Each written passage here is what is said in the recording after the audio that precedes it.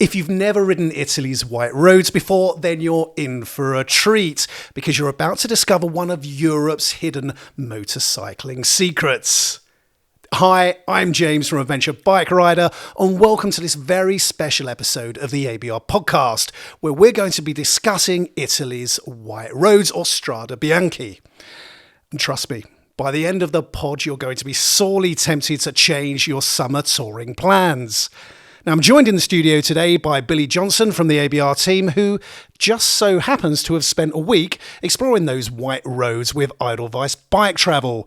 And I think I'm right in saying you came back raving about the experience. I did indeed, because I have to say they are without a doubt some of the finest roads I have ever ridden. That's quite a bold statement because you've ridden a fair few places in the world, haven't you? I have, yeah. But I'd rate these Strade Bianche among the best. Good man, good man. So, well, let's kick off then. So, can you tell us what exactly are the white roads of Italy and how did you come to be riding them?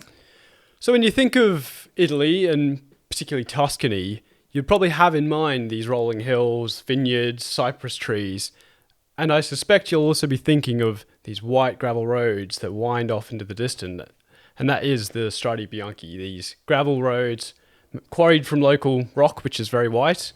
And it is just beautiful, smooth gravel roads that twist off from farmyards to villages up into the mountains. So it's very much road riding rather than sort of dirt trails or even off-roading. Is it you'll find Fiat Pandas alongside Multistradas and so forth? Everything from Fiat Pandas to donkeys to Ducatis. I think the Fiat Panda is the donkey of Italy, isn't it, these days? Yeah, totally. No matter where you go in Italy and how remote a trail seems to be, there's always a Fiat Panda just puttering along, doing things that I'm slightly worried about doing on a motorbike. You wonder when the MOT was last on some of those Fiat Pandas, hey? All right, so the white roads there, they're beautiful gravel roads, wonderful to explore. How did you find yourself exploring them? So I was lucky enough to join Edelweiss Bike Travel for their inaugural ACT Centre of Italy Unpaved tour. Oh, so that was the first one they've done? That was the first one. Oh, I didn't realise that. Their inaugural tour. So it follows the Adventure Country Tracks path through centre of Italy, which is, the Adventure Country Tracks is basically like the Trans-Euro Trail. It's a series of trails in different European nations, but it's built for big adventure bikes. So easy going off-roading mixed with fabulous stretches of tarmac through some of the most scenic parts of Europe. Sounds like a good combination. Yeah. A good recipe for adventure.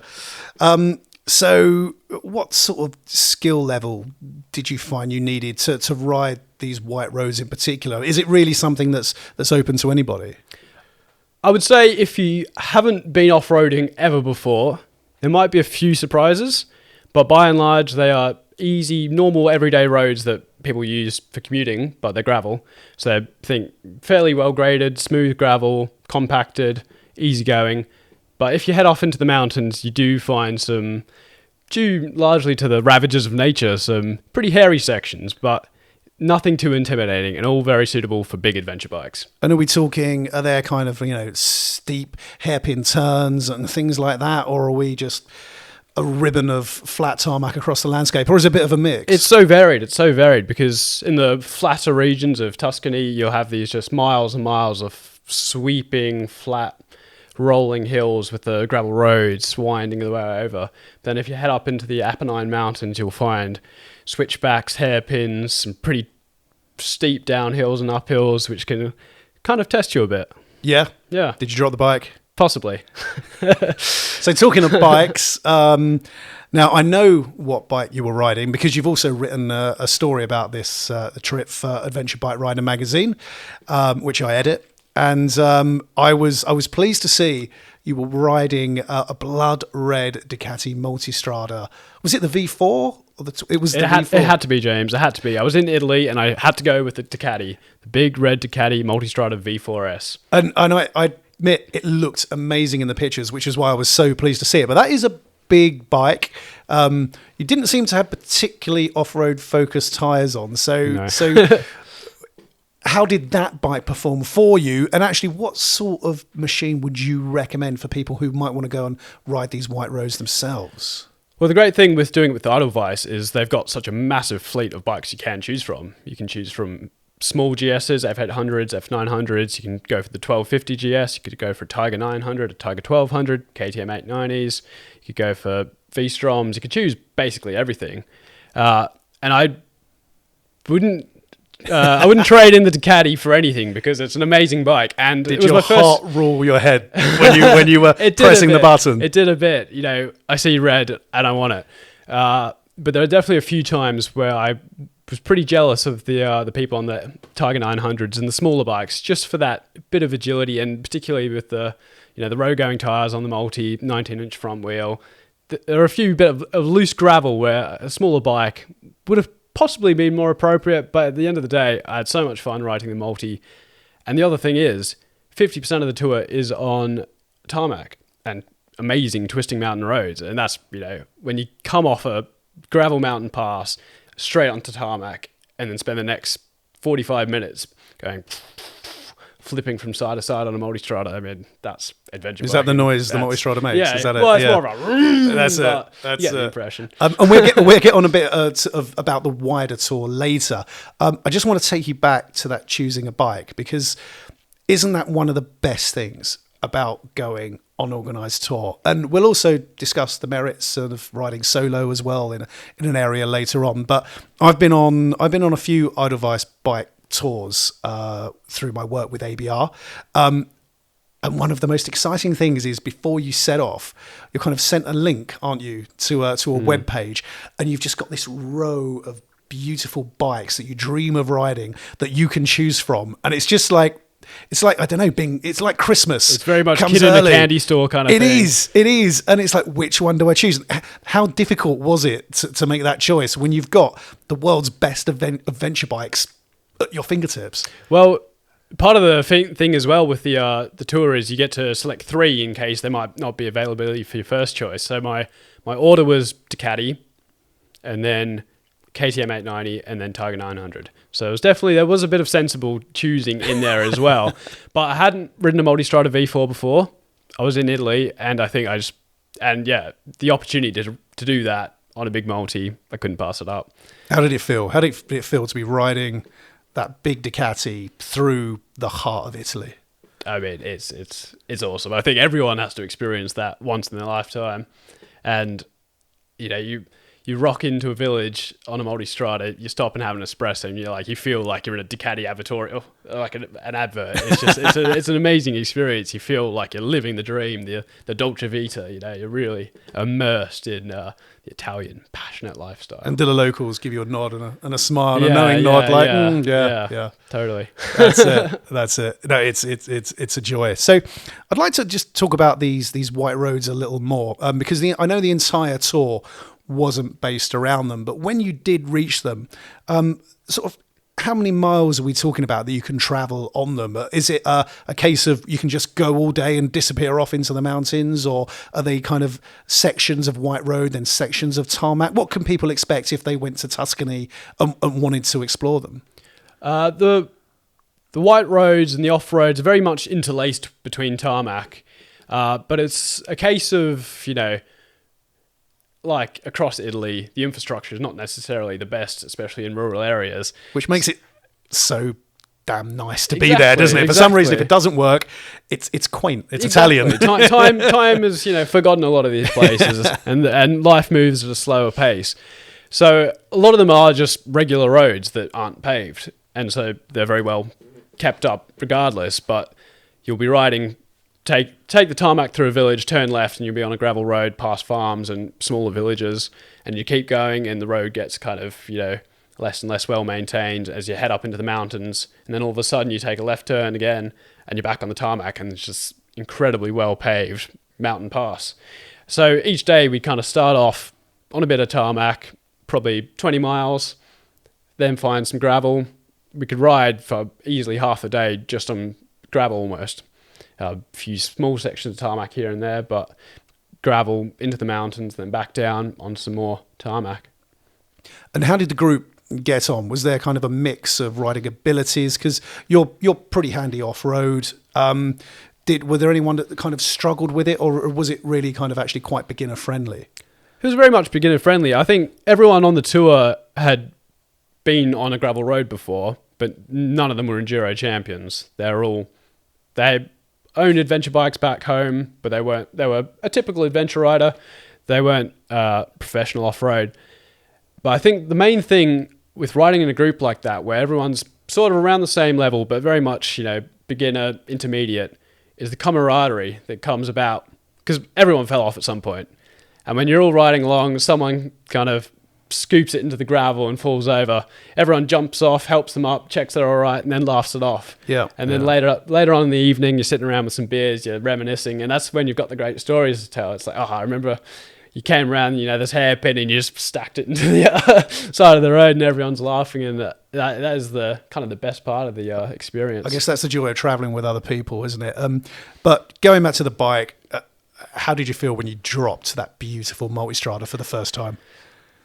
It's painful to see such a beautiful beast wounded in. Did I scratch it? No. Yeah, but luckily, it's not my bike. No, which is one of the joys of bike touring with a company, isn't it? Yeah, and because of that, you get to kind of push the bike in ways that you wouldn't if it was your own, and get to really get a feel for it off road, and you learn how capable it really is.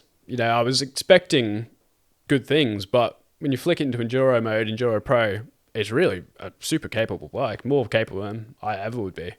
So it was definitely my skill limitations reaching their zenith rather than the bikes. Good man. Something Ducati would be pleased to hear.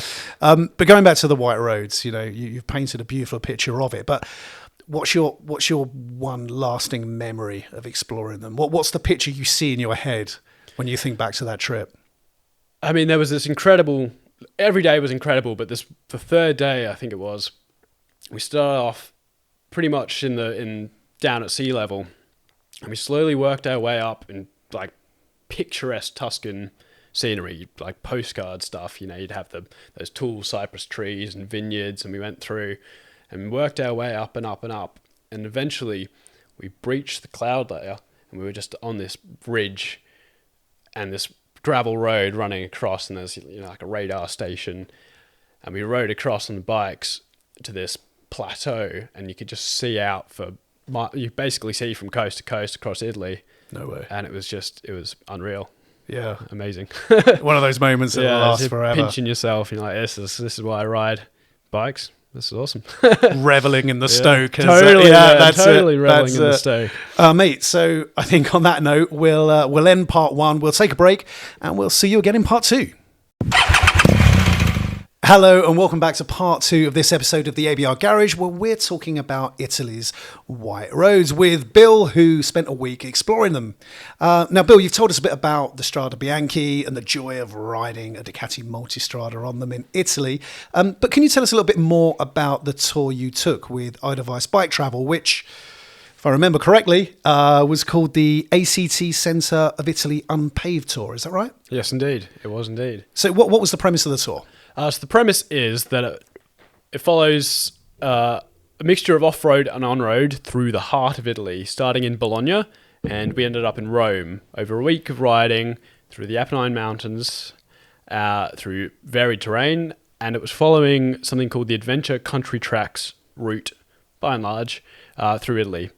And for those who aren't familiar with the ACT, it's routes that you can go and download, and they're designed for big adventure bikes and to see most scenic parts of different European countries. And so, yeah, you mentioned a bit earlier about it's a bit like the Trans-Euro Trail, but for big adventure bikes. We'll just delve into that a little bit more. You mentioned the white roads were relatively beginner friendly as long as you know the basics of standing up on a bike. Elsewhere on the tour, on previous days when you weren't riding white roads but you were riding off-road, what was the ACT like to follow?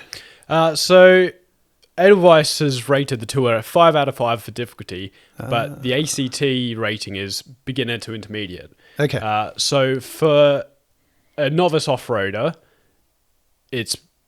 you're more than you'll be capable to do it with fairly basic skills, but you will need some skills to do it. And some mates to help pick up your bike, probably most likely. The thing is, there's nothing there that's scary or dangerous about the trails. There's some difficult parts which are mostly just loose gravel.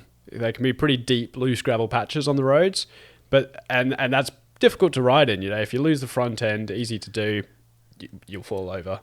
But there's nothing there that's going to harm you. There's nothing intimidating. There's no really muddy, steep inclines or really rocky descents. And you're always never too far from a cafe or somewhere to recuperate. That's it. And you mentioned it wasn't particularly muddy. Was the weather good while you were riding? Yeah, so we went in October, and we'd actually just gone a kind of week or two after there was some pretty bad flooding around that part of Italy that time. So kind of a few roads were actually a bit washed away, and there were a few unexpected fords.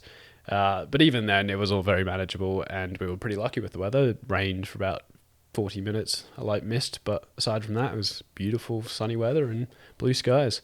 Okay, and I've got some stats here from the tour. So it was 8 days, 789 miles in total. Sound right? We got between 112 and 171 miles per day. Yeah, there's pretty big days when you count the off-road and, countless kind of hairpins and coffee stops. So you're kind of out of the hotel by 9 o'clock in the morning and riding until 5 with a lunch break in the middle, 5, 6. There was one day we got back and the sun had just kind of dropped below just as we were pulling into this hotel, like right atop of a hill, and you could see all the way out to the coast. It was quite beautiful, but they are fairly long days, but you get your money's worth. That sounds quite romantic, to be honest with you. It sounds like you should have been there with a pillion on the back. I mean, that isn't... Well, actually, I'm not sure that's an option on the off-road. Actually, it's a good question, isn't it? Is it something that you think you could do two up? Because there'll be a lot of people out there who do tour with their better half behind them. Probably. The off-road might be challenging, but there's plenty of options for paved ones that would definitely be two up friendly, and what a way to bond with your partner. So you're basically saying your girlfriend isn't brave enough to join you. Is that what you're saying? Maybe yours is. Or too sensible to join you. Yeah. But there we go. I don't think she's quite trusting enough in my off-road handling skills for that. And so we said it was 789 miles in total, and you started in, what do you say was started in? Bologna. Yeah, which is, again, a great reason to choose Ducati.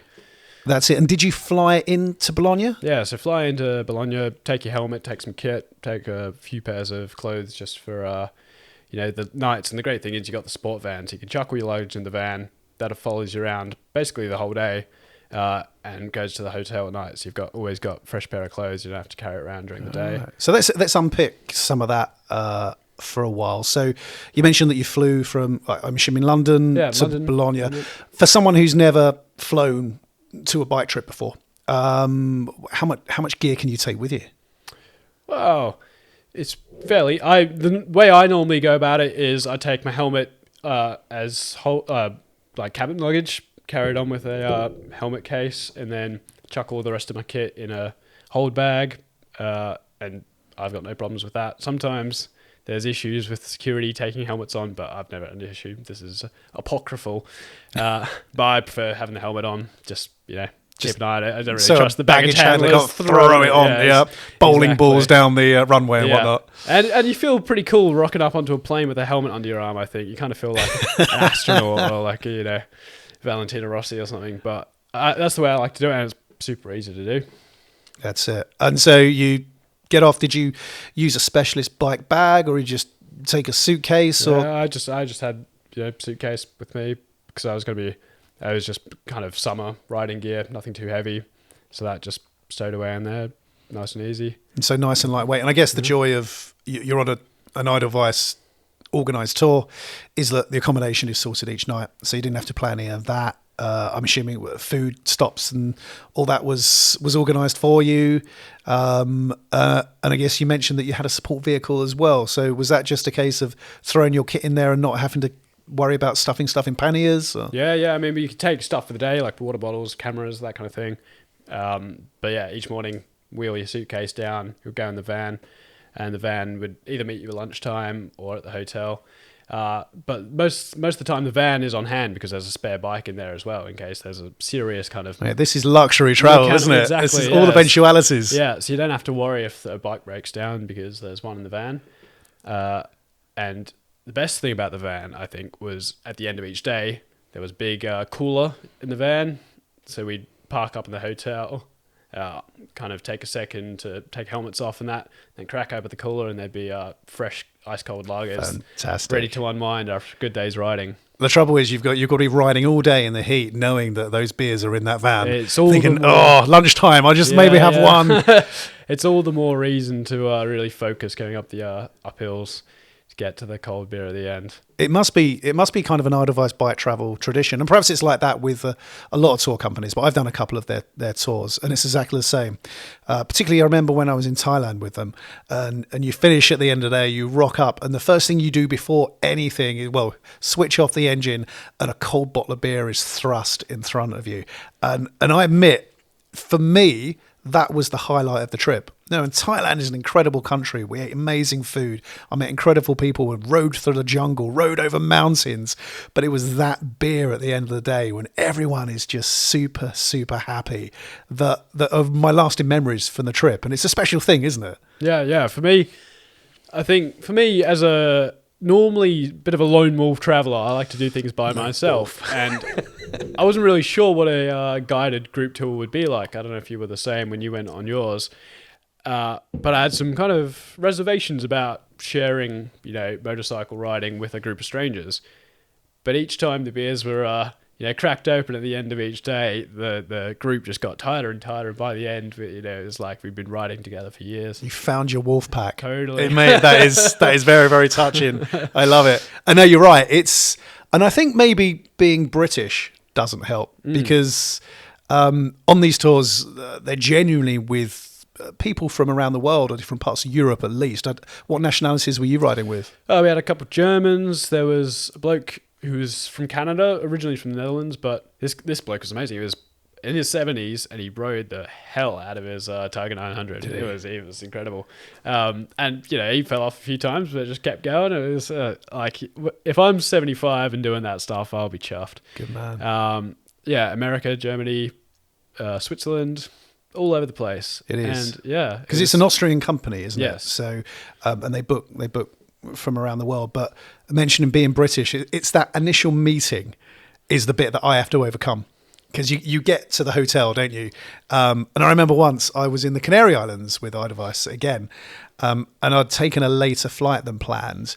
And I got there, and there was this group of people at dinner, incredibly politely waiting for me to start their dinner. And I was probably like an hour late arriving at the hotel. I just assumed everyone would get on with everything. I'd go up to my room, have a shower, and maybe grab a beer later. But they were just so goddamn lovely that they're all waiting for me. And even though I was dying on the inside, no one made me feel bad or anything like that. They were just so welcoming, and that broke the ice, to be honest with you, that time. But what was it like the first time you met your group? Is it a bit of an awkward handshake, or is everyone just straight away laughing, chatting? It was a pretty similar experience. I was quite late to the first hotel, and everyone was already kind of well fed, and it was down at because there's a briefing on the first night where they go through the route, what to expect, run through the kit. Everyone had already done that. They were off. And so the one of the guide riders quickly ran through the briefing with me and then went and met everyone at the bar. And, there's that kind of awkward silence, the usual kind of chit-chat. What bikes do you have? There's always an easy in. And, everyone's going to have a bike because they're there. So that's always an easy win. But as soon as you switch on the engines and put on the helmets and start riding, I think that it's such a strong way to gel with people, even if they're complete strangers. It's incredible, isn't it? Because by the end of the first day, I always found that any sense of riding with strangers is gone. Yeah. Like immediately you pull that helmet off and you're just beaming, chatting, laughing, ups, downs. If it's been raining all day, you're commiserating with each other. But it really does bond you together quickly in a way I don't think any other group holiday would. I can't imagine doing a group holiday where I'm with a bunch of strangers for a week around a pool. It would just be very strange, wouldn't it? For some reason, people become friends really quickly, don't they? Yeah. And I think, I'm not sure what your experience has been, but even with varying skill levels, the people that go on these tours tend to be very respectful and really want to just enjoy their experience and everyone else's. So you never have any kind of, competitive element or intimidation or, no one's trying to overtake you. And there's such a pleasant, genuine well-being and sense of the camaraderie comes through so quickly, and it's really you bond so quickly. So you made friends. I'm glad. Yeah. You weren't alone all week, which is good. I'd just like to touch on a little bit the road riding, because you're on a Multistrada, you're in central Italy, you're crisscrossing the Apennines. I've seen the images that you took, incredible photos of you riding wonderful trails, but there's also some cracking shots of you riding brilliant roads. So what was the road riding like out there? Just reminding yourself. I am. I'm just trying to remember the name of the pass, the classic pass. The Futa Pass? Futa Pass. Yeah, it's not Ducati. Fuca, it's Futa. Futa, Yes, Futa Pass. That's the one. So that was the first. That was basically the first introduction to the first day of riding. Straight up the Futa, Nice. if you will. What a good start to the day. and then from there it just got better and better. These incredible mountain hairpins upon hairpins. No traffic whatsoever. We're the only people there around for miles, and really the road riding was just as enjoyable as the off-road riding, and I think that really makes this particular tour so special. Is there's never a dull moment, even when you're getting to an off-road section, you're riding these incredible mountain passes. It's like you're just treated to glorious riding every moment of the day. It's like, I think that is part of the reason, when I've been to countries by myself and checked out roads to ride, I've never always gone the best way. You kind of spend time exploring, which is fantastic in its own right, but you're never always getting the greatest hits of the place. But when you sign up to this, you've got everything laid out for you, and you just have it's like a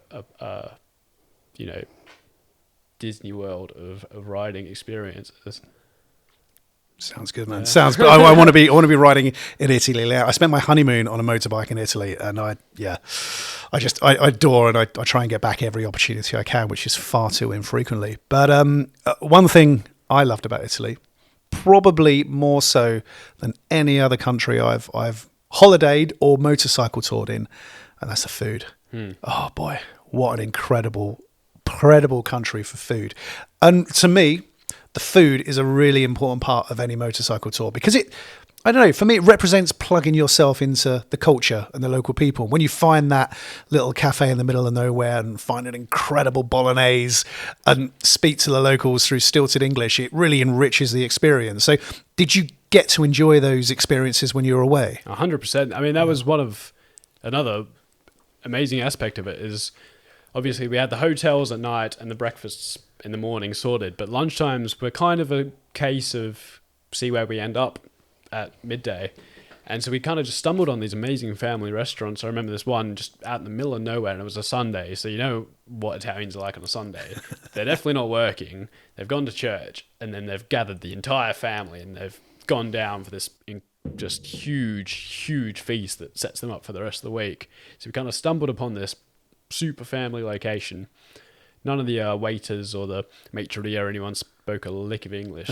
But we just sat down and they just brought plates upon plates of every kind of Italian delicacy you could imagine. And by the end, we were just exploding. But I mean, what a treat. It's dinner like mama cooks. Yeah, totally. Yeah. The only problem is getting back on the bike after you're eating that much food, particularly when you're riding off-road. But you digest pretty quickly when you've got a, 30-meter descent on some rocky trails. I'm glad it was, because I found it surprisingly easy to fall asleep on a motorbike on a road when you've got a full stomach. Yeah. So pick out, come on, the best thing you ate. Was it bolognese in Bologna? What was the best thing you had?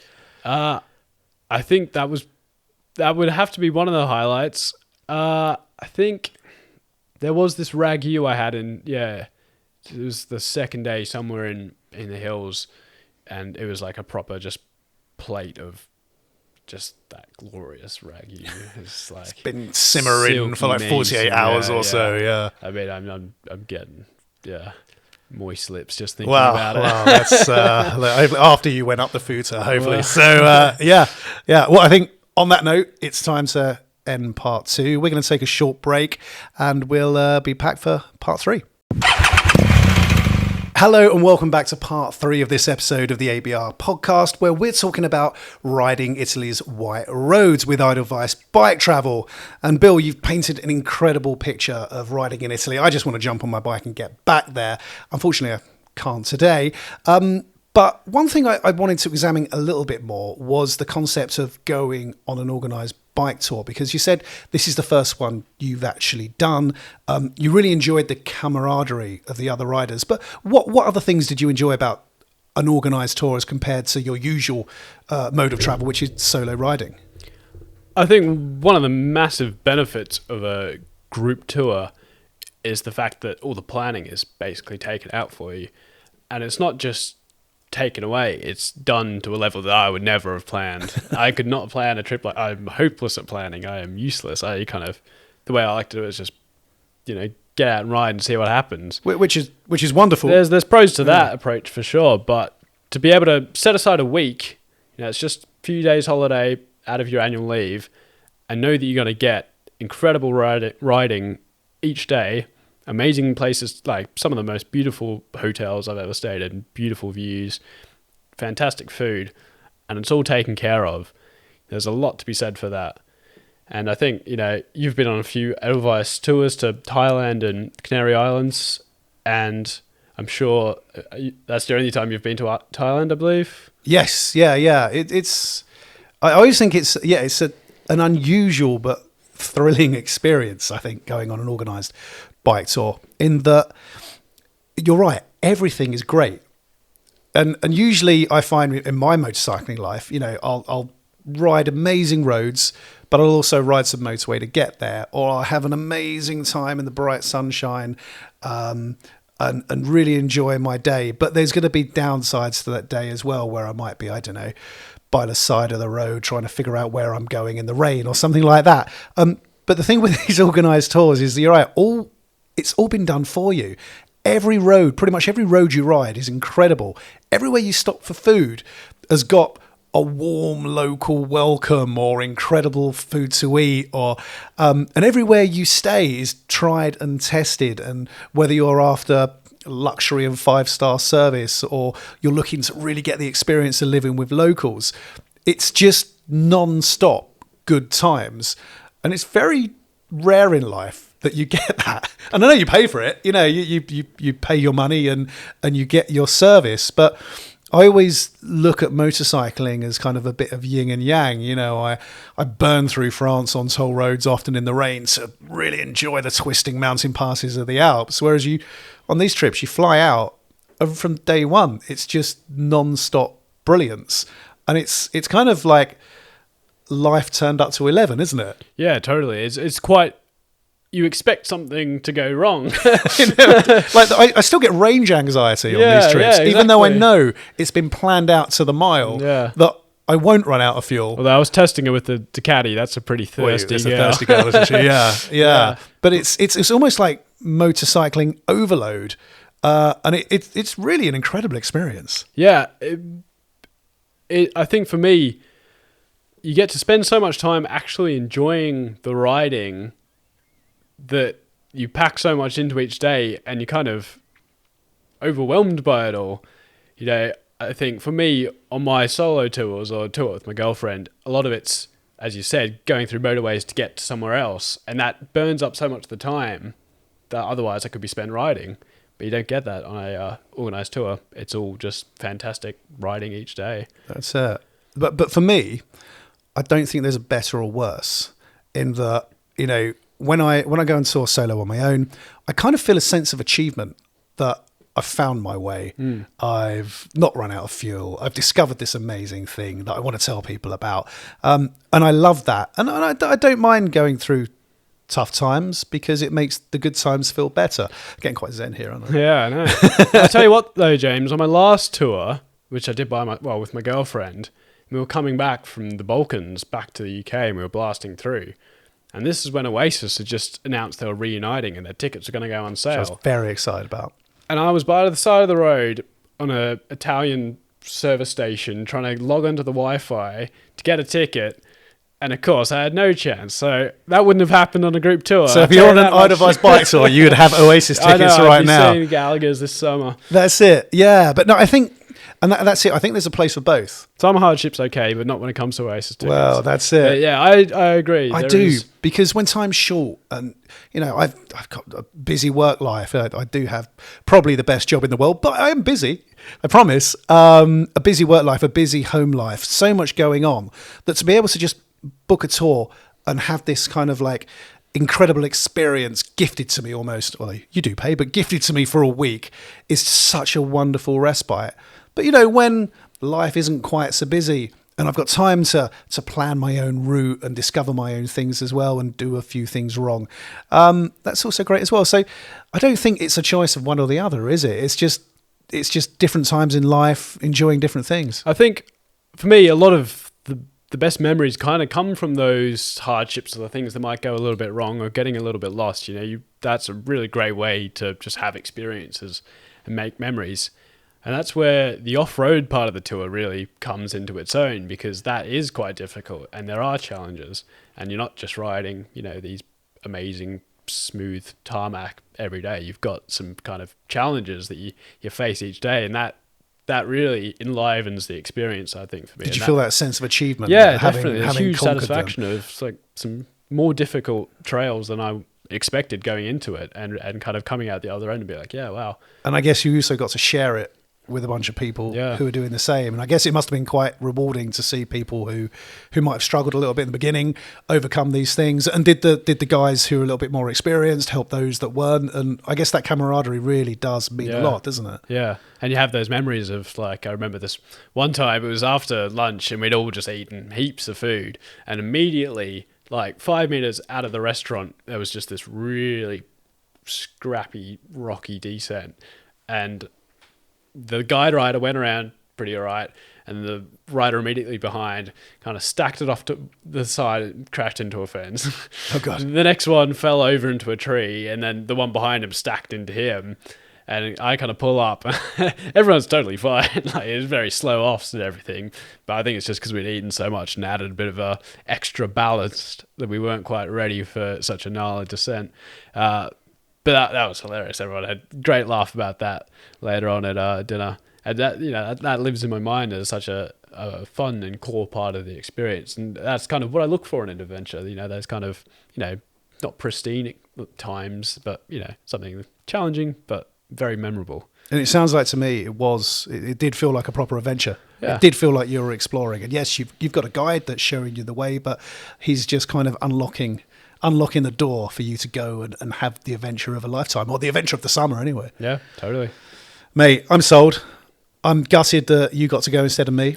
But it sounds like an incredible experience. If anyone listening, watching would like to find out more about Edelweiss's bike tours, and particularly their ACT Central Italy Unpaved tour, we'll put a link below this video and in the description of the podcast. But for now, mate, I've really enjoyed that. It was a great chat. Thank you for sharing the experience. And I guess all there is to say is thanks for watching. Thanks for listening. Please do subscribe to the podcast and subscribe to the channel. And we'll see you next time.